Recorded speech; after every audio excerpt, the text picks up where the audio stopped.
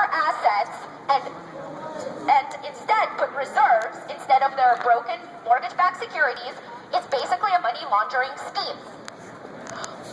They allow these banks, the Fed allows these banks to borrow from them at 0.25% interest, but what about the cities and the municipalities? They have to borrow from Goldman Sachs with horrible swaps at 6, 7, 8% interest, and everyone's taxes and austerity, all of that is pushed onto the people to pay as interest. So quantitative easing is a wealth transfer to the banks, and it is exactly what we should expect of the policies of the Federal Reserve. Why? Because they're owned by these Wall Street banks. They represent the bank's interests, not the people. Think about it. We have had national debt crises, austerity.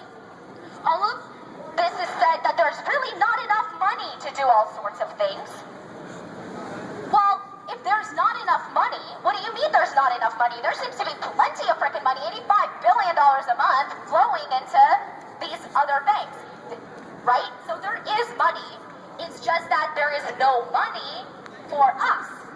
There is only money for the banks. So that is at the heart of the matter. The Federal Reserve is a private, unaccountable institution that is in charge of the single most important economic function of a nation, issuing money. Money should not be issued as debt. When it is issued as debt, it propagates as debt, and debting us all. We end up with a huge national debt, which the 99% are expected to get taxed in order to return the interest. People who saved money get an inflated money supply, their purchasing power goes to nothing. Since the Federal Reserve got enacted, we have lost the dollar's purchasing power by 98%. The people are forced to accept austerity and privatization as a result. But all the stuff that's getting privatized is being sold to the bankers who ended up with all the money from issuing it in the first place. And at the root of all this is the fact that the private institution that we know as the Federal Reserve is the one that is in charge of issuing the money. As an occupier, I can't speak for the entire group, but I can speak for a very large portion of us. And that is that money cannot be issued as debt. There is no reason that the national government, the United States government, has to borrow from a private banking cartel. We need to issue our own debt-free sovereign money. Yes.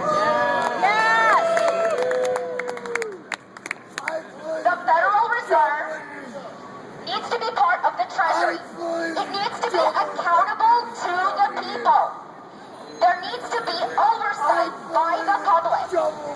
Because it affects so many people in the public, this money issuing power needs to be given back to the public. And they will try to divide us, because this is dangerous, right? Like the left coming together with the right, like this is dangerous. They will try to divide us. They will say, they'll try to put the labels on us, right? They will say like, the libertarians against Occupy, against socialists, against Tea Partiers. But we will not let them do that. We will all stand strong and allied because we all want the same thing. Yes. We want to end the control of private central bankers over the